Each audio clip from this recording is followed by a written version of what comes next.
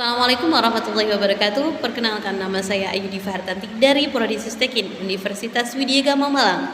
Di sini saya akan menjelaskan mengenai materi pertemuan 6 logika informatika, yakni pembuktian logika menggunakan metode formal.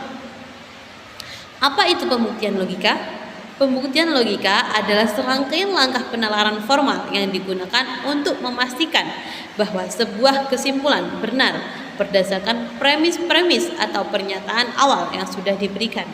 Tujuannya untuk menjamin kebenaran suatu pernyataan tanpa harus diuji di dunia nyata menggunakan aturan-aturan logika yang sifatnya pasti. Jenis pembuktian dalam logika. Jenis pembuktian menggunakan direct proof. Karakteristik utama menunjukkan kesimpulan langsung dari premis. Contoh, jika P maka Q. P benar, maka Q juga benar. Indirect proof atau kontrapositif membuktikan negasi Q, maka negasi P. Bukan P, maka Q. Contoh, jika Q salah, maka P pun juga salah. Jenis pembuktian menggunakan proof by contradiction. Karakteristik utama yakni asumsikan kesimpulan salah, lalu tunjukkan kontradiksi. Contoh, jika negasi P menghasilkan pertentangan, maka Q benar. Natural deduction atau dedukasi alami. Natural deduction adalah sistem pembuktian logika dengan menggunakan aturan inferensi formal. Natural deduction sendiri menggunakan metode untuk membuktikan dalam bentuk langkah-langkah logis menggunakan aturan inferensi tertentu. Seperti modus ponens, modus tollens, conjunction atau disjunction, introduction, conditional proof, dan negation elimination. Contoh struktur umum: P maka Q, P per Q. Itu menggunakan aturan modus ponens. Sedangkan direct proof, contohnya premis 1 P maka Q, premis 2 P, kesimpulan Q. Langkah pembuktian: 1.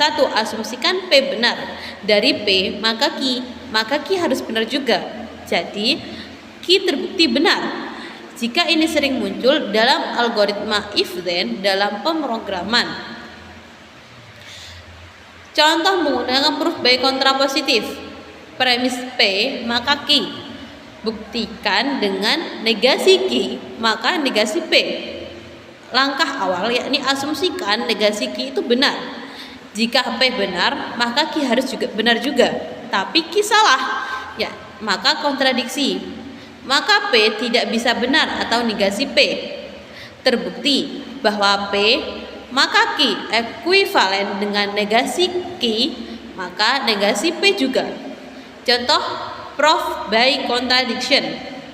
Teorema, jika P maka Q dan Q benar, maka negasi P benar.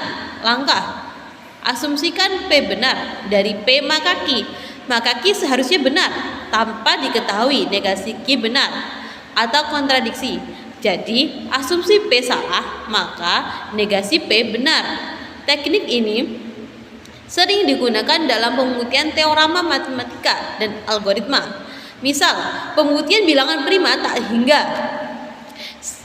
Simbolasi langkah pembuktian. Langkah 1. Pernyataan P maka Q. Aturan yang digunakan yakni premis. Langkah kedua yakni negasi Q. Aturannya juga premis. Langkah ketiga negasi P. Dari 1 dan 2 modus tollens. Latihan simulasi logika inferensi sederhana menggunakan aplikasi Python. P, Q sama dengan true, false. Ini artinya kita memberi nilai benar atau salah pada dua kondisi.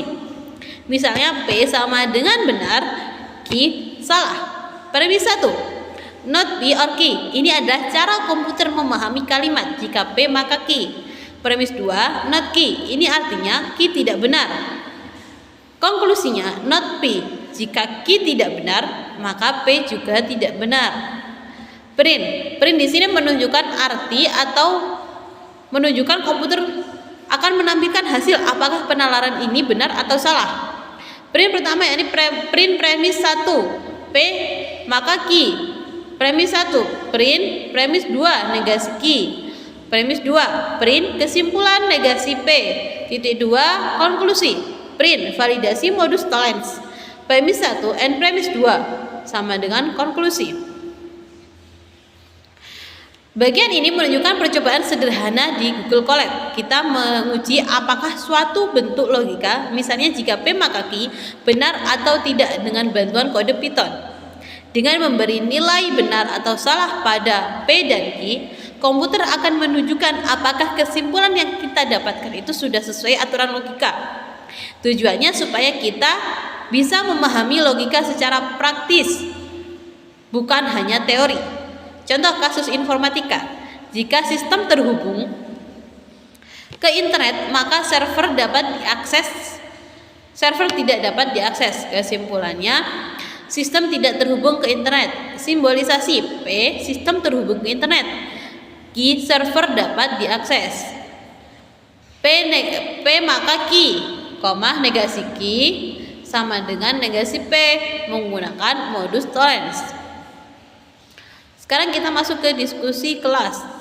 Yang pertama, kapan metode contradiction proof lebih efektif digunakan dibandingkan direct proof?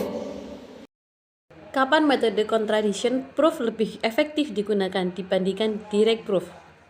Metode contradiction proof pembuktian dengan kontradiksi lebih efektif ketika pernyataan yang ingin dibuktikan itu sulit dibuktikan secara langsung dan struktur masalah secara alami memunculkan kontradiksi.